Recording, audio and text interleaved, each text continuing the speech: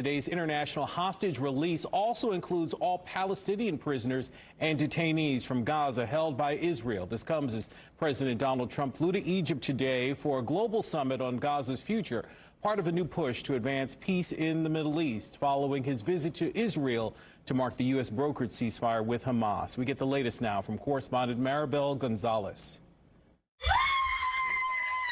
Emotional reunions as the final 20 hostages held by Hamas were reunited with their families across Israel.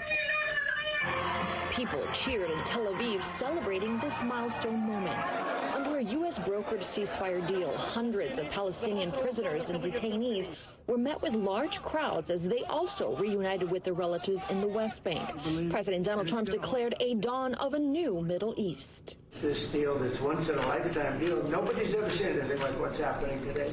On Monday, photos released by the Israeli Prime Minister's office show a freed hostage playing with his children for the first time in 2 years.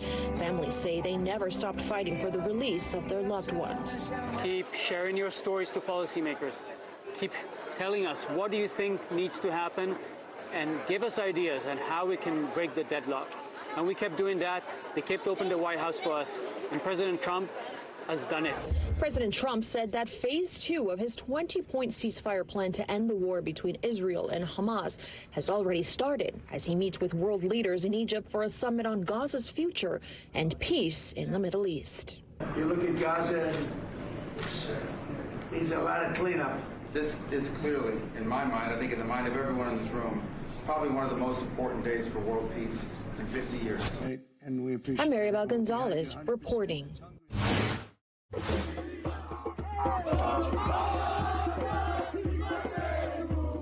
This is video sent to Wish TV from a member of the Jewish community here in Indianapolis. He is in Israel as the country celebrates the freed hostages reunited with their families. You can hear the chants and the drums, the jubilation. You can also see Israel's getting emotional as vans with the released hostages arrive to the cheering crowds. Military helicopters flew overhead as thousands of Israelis joined together to welcome the hostages home. Indiana's Jewish community is also celebrating the return of the hostages here in the Hoosier State. News 8 government reporter Garrett Bergquist talked to local leaders as well as a top Israeli diplomat. They tell me today has been an emotional roller coaster. Joy for those last living hostages finally coming home, but also sorrow for the lives lost on October 7th and in the 2 years since. Mark Swatez has worn a yellow ribbon for the hostages since the October 7th attacks. He says he looks forward to finally being able to remove it. For 2 years now, we've been praying and waiting and saying their names and saying blessings and saying prayers and just hoping for this day and for it to finally be here, see them fall into the arms of their family. Those hugs, those kisses, those embraces really meant everything to me. Swatez says the conflict has been intensely personal for Indiana's Jewish community. He says thousands of Israelis call central Indiana home, and Jewish Americans have close ties to the country. This is not some war that happened far, far away and, that we're only seeing on the news. Israel and the Jewish community here in Indianapolis are closely, closely tied together. These are our friends. These are our family members. These are people for whom we feel a tremendous, tremendous affinity. It's a sacred brotherhood between the American Jewish community and the Israeli community. So it's been a roller coaster of emotion from joy and happiness to pain and sorrow. And I was glued all night because of the time differences. I stayed up until 4 a.m. watching the newscast in TV, and I was tearing up like with all Israelis for this joyous moment. Strohmeyer and Swatez both tell me the ongoing peace negotiations are different from previous efforts. That's because this time, numerous Arab and Muslim countries are involved. They say they hope Monday's events are a turning point for a lasting peace. All the destabilizing actors in the region are supported by Iran.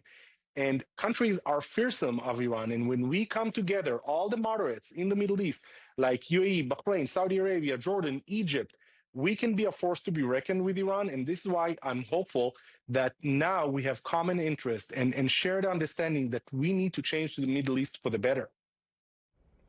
Right now, Hamas still holds the remains of 24 dead hostages. At last check, they include American Israelis Itai Chen and Omar Nutra. They both were killed in the October 7th attacks. I'm Garrett Bergquist for Wish TV and WishTV.com. Thank you, Garrett. Well, former Indianapolis Mayor Greg Ballard joins me now with a closer look at the U.S. brokered ceasefire with Hamas. President Trump has called for a new era of harmony in the Middle East during the summit on Gaza's future. Mayor Ballard, thanks for being here. Thank you so much. Clearly, this is a win for President Trump, but will this peace deal hold? That's the big question. I think the main point of all of this is these 8 Muslim countries. And can they hold together against Iran? This deal is with Hamas, but it's really with Iran, because they are the problem in the Middle East. Hamas is funded and controlled by Iran, as is Hezbollah in southern Lebanon. As long as those countries can keep Iran in check, I think that this will hold, at least for a while. A lot of celebration around the release of the hostages, but how much credit should President Trump get for this deal? That's a great question. Only the United States can do some of these things. So whoever is the president, but we have enormous leverage, but you have to have the chutzpah to use it, to be frank with you. Right. And he did. And I think a large part of this, not too many people are talking about this, but when we bomb the Iran nuclear facilities, I think that told the Iranian leadership, this guy is not messing around. Yeah. And so I think that a large part of this agreement kind of came from the fact that we were not shy about making sure they did not have leverage with their nuclear facilities. Yeah, you mentioned Iran. I mean, were they involved at all in the process here? I'm sure they were. I'm sure that's exactly who Hamas was talking to. Yeah. Once they were at the negotiating table, I'm sure they went into the back room and called Iran. I mean, I'm sure that's how that played out. So if this peace deal holds, then what would it mean for a broader, level of peace in the region? This would be remarkable if this held for a few years, and I hope it does. Everybody hopes it does. There are lots of nations were coming to agreements with Israel, and I think that's what was upsetting Iran, to be frank with you, and why this attack occurred in October of two years ago. So most of the nations want the peace there.